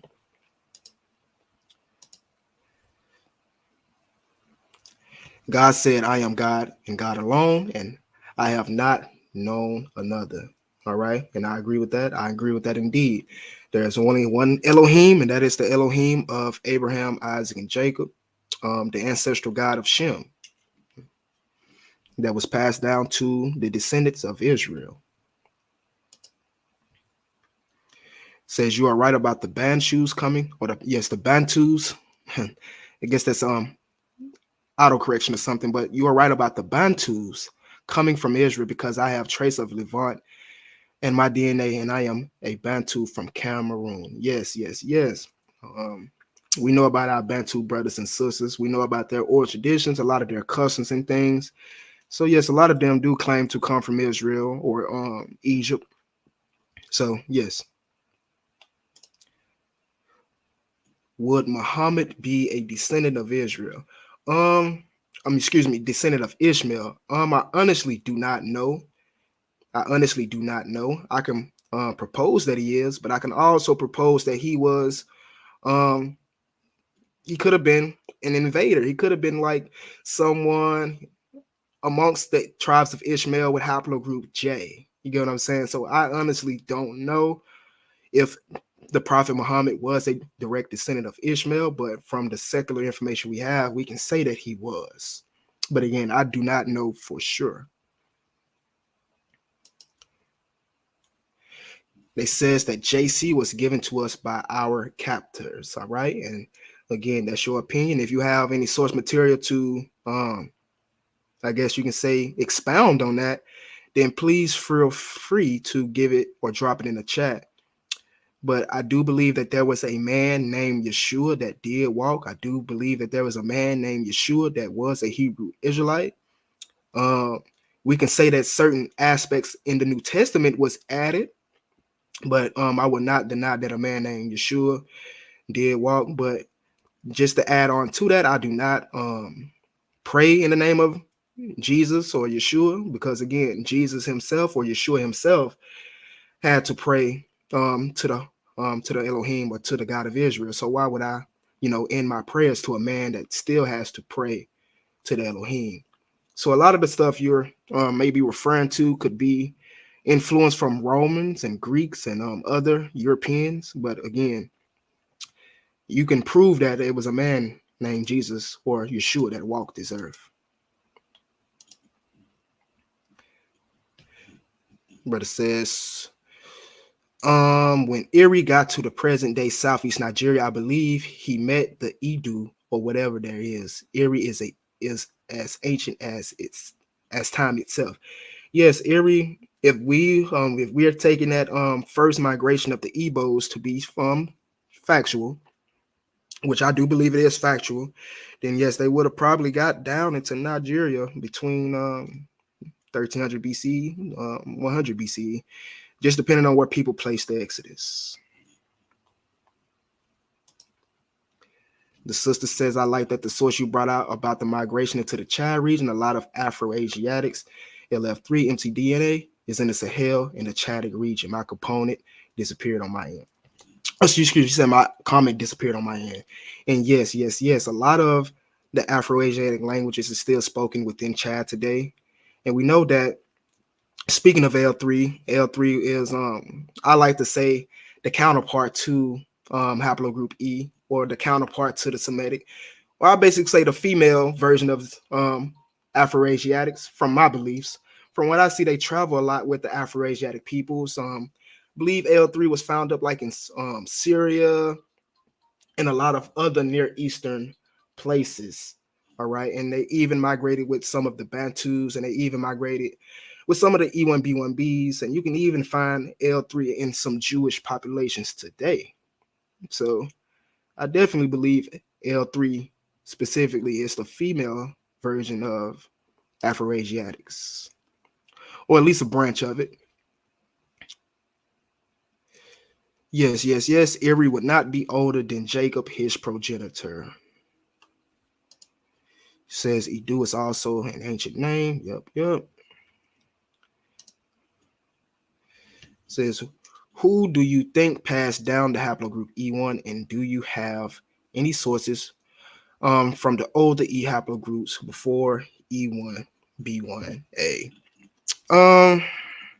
Again, this is always a hard question to answer because we don't find a lot of E1 populations today, or a lot of people with E1 today. We see E1, I think, within Western Africa amongst the Fulani and things like that, if I'm not mistaken.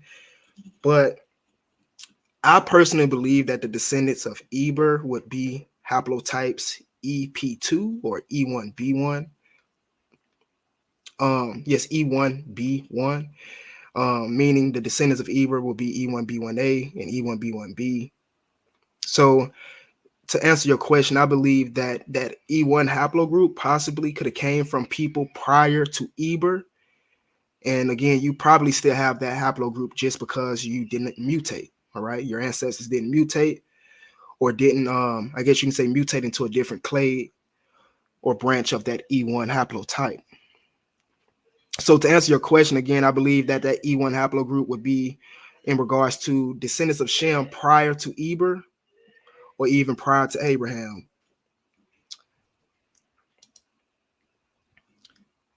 The brother says you're right, but anyways, you do know Eri and Neri are two separate kingdoms within the Ebos.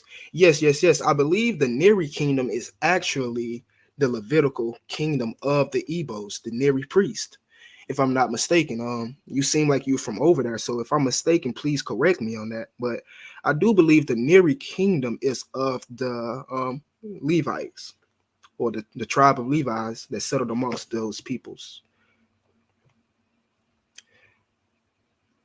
Do you consider Afro-Natives and Afro-Hispanics Israelites? Yes, I would consider Native Americans with E1B1A or E1B1B, or Hispanics with E markers Israelites. Yes, I would.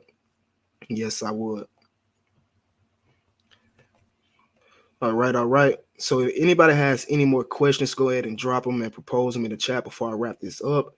I may run over to my brother Lion Farms channel and jump on there and see what he's talking about, if you all want to go over there and watch me or watch us over there. But again, if you do have any more comments or questions or anything, drop them in the chat.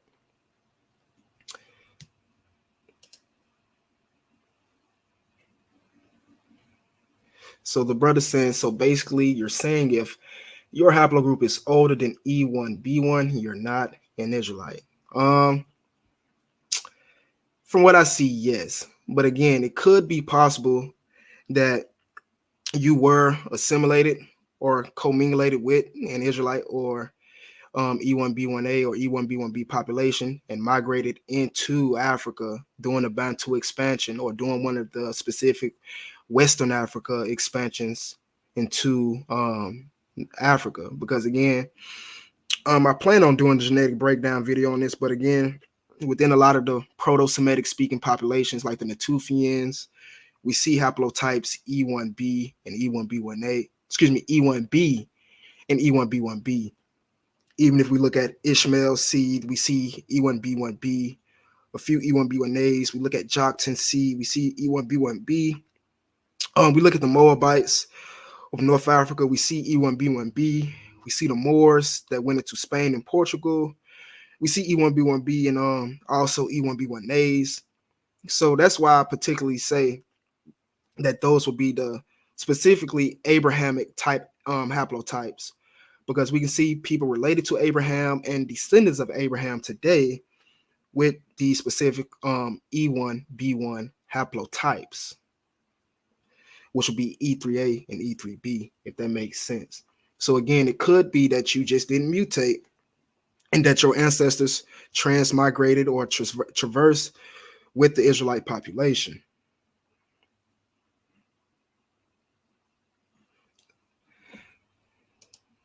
So the brother says, I think you should create the correct 12 tribes chart. Nah, I don't want to create that because again, there's a lot of tribes we still don't know of. You know what I'm saying? It's a lot of tribes that we still don't know of and that we still have to dig into. But for the most part, we can conclude that the 12 tribes chart is false because none of the people on there are related, for one, genetically. Number two, the oral traditions of West African tribes debunk, the 12 tribes chart, because again, the Igbos claim to come from Northern Kingdom and Southern Kingdom tribes. We have the God people who claim to come from Gad and Dan. We have the Mandi people who were the Bani Israel, who consisted of which consisted of Judah and Dan. We have the Yorubas, we have the Ewe. All these people don't claim to be Judah or Levi or Benjamin. And that's what we have to understand. And also we have our Jewish historian, Eldad the Danite, who let us know that the 10 tribes came into Africa and settled beyond the rivers of Ethiopia, just as the prophet Zephaniah had stated. All right. Just as the prophet of Zephaniah had stated. So to answer your question or to reply, it'll take a while for us to build a correct 12 tribes chart. Because again, we still have tribes that we have to bring out history about. It's tribes that I still have to bring out history about within Africa. We haven't really touched on the Jews that's amongst the Berbers. We really haven't touched on the Jews that's amongst the Tuaregs. And there's still a lot of Bantu tribes that we can touch on, like the Luya, the Mizri, the Kissi tribe. So it's a lot that we still have to, I guess you can say, cover specifically on my channel. Because I don't like to be pseudo. I like to bring out, all the information I can in regards to these topics. So again, if you have any more questions, go ahead and drop them before we wrap it up, family. And the brother says, a sojourner, LOL. Yes, if you would look at it in that sense, yes. But again, it's possible that you could have been amongst the original populations and just sojourned into Africa with us. As I was going to say, I don't know my haplogroup. I'm actually waiting on my results right now. Let me look and see if they came through actually. Because again, I'm going to do a whole video breakdown once I get my results dealing with the ancestral records I found and how I traced it back to slavery through West Africa through the ancestral records. And I'm going to try to verify it with the DNA. So I'm just waiting on my haplogroup results now. So again, I can be haplogroup Q. You get what I'm saying? I could be haplogroup R. You know what I'm saying? But Again, that wouldn't change my faith in the Most High, wouldn't change my ideologies of things or anything like that, because again, we know that we all can cleave to the children of Israel to obtain salvation. All right. Will you do a video on the people of Madagascar? Okay. Yes, I probably can do a video on the people of Madagascar. I just have to obtain enough information.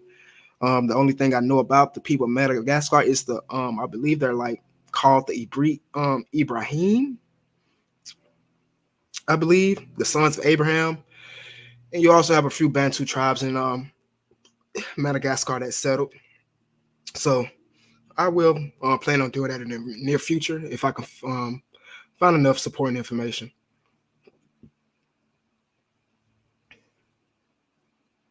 We have to be wary of using Africa for the whole continent. And what do you mean by that specifically, brother? Are you talking about because Africa was originally talking about Northern Africa by way of Abraham's children, Abraham and Keturah's children, Ophir or Afri? No, brother. Don't feel like no bastard. You know what I'm saying, with that haplogroup. Don't feel like that, because again, E1B1A is old. You get what I'm saying? E1B1A is an old haplogroup as well. It's proposed that that haplogroup rose 30,000 years ago, but people still have it today. That doesn't mean, you get what I'm saying, just because it rose 100,000 years ago or 40,000 years ago, as they proposed, that doesn't mean that you couldn't have mutations of it today or living descendants with that haplogroup.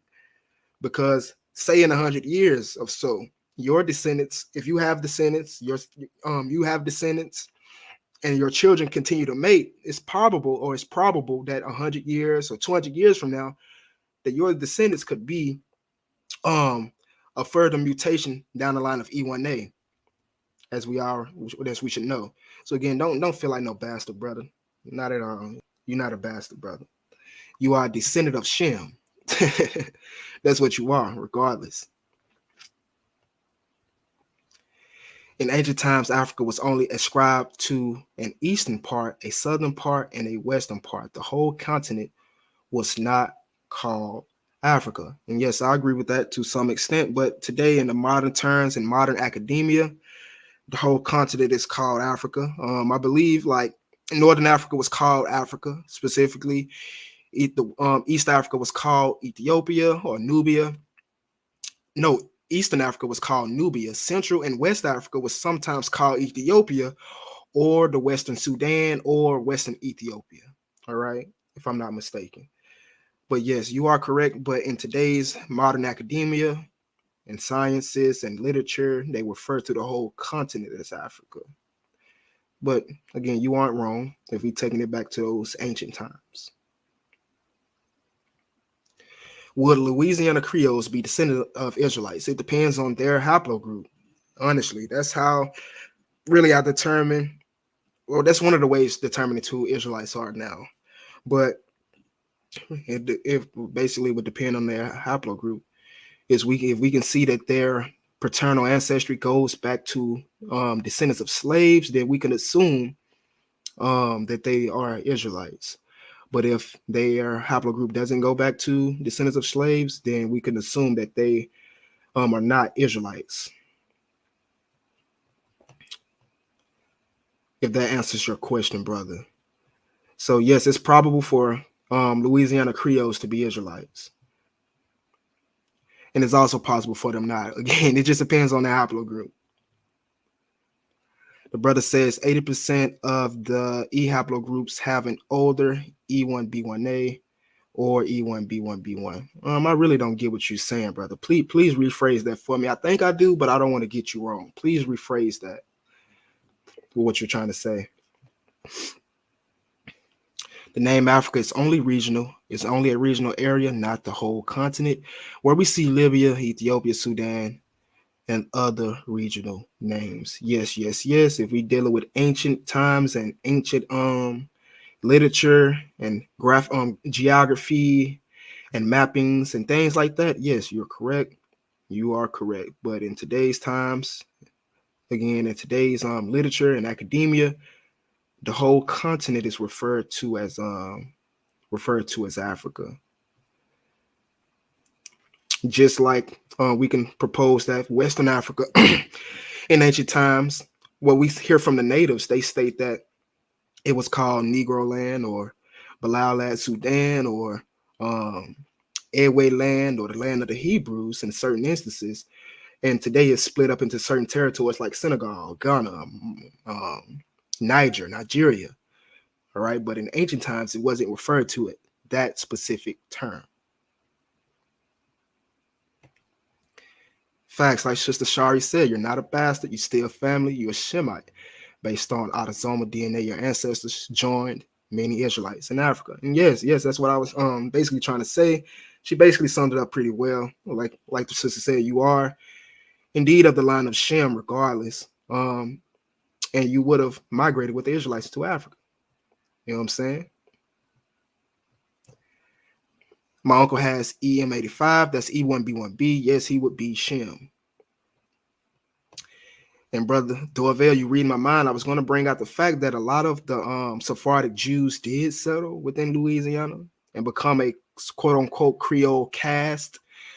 A lot of the Euro-Africans came from Western Africa as well. Euro-Africans who were the quote-unquote Sephardic Jews. And you also had some Jews or quote-unquote mulattoes come straight from Spain and Portugal to Louisiana. They called these people Euro-Africans and Creoles. You know what I'm saying? Some of them were descendants of Sephardic Jews. All right. Some of them were descendants of Sephardic Jews. So the brother is saying most clades of E haplotype are either E1B1B or E1B1A. You barely see E1A or E2 are scarce. Yes. I would agree with that. And the reason for that could be possibly the sons of Shem just mutated quicker than we thought. It was quicker mutations than we thought within the Semitic population. You get what I'm saying? This is why when we look at the Semitic speaking population or the Proto-Semitic speaking population, like the Natufians, or like what literature says, what I brought out before that, what was it? EV38 and EM2 would have went into the Near East, speaking the Afro-Asiatic languages. We know that Shem, or we know that early branches of E is before E1B1A. So it's like I said, it was more probable that the Semitic languages and the Abrahamic faiths and things like that would have started with that E1B1 haplotype or that EP2 haplotype mutation, if that makes sense. But again, try to answer that, I guess you can say, or what I would say is that those early sons of Shem mutated faster than we know of or we expect. And again, West Africa was known as Atlantis. That's very, very interesting. It's very, very interesting. All right. So again, family, I thank you all for tuning in today.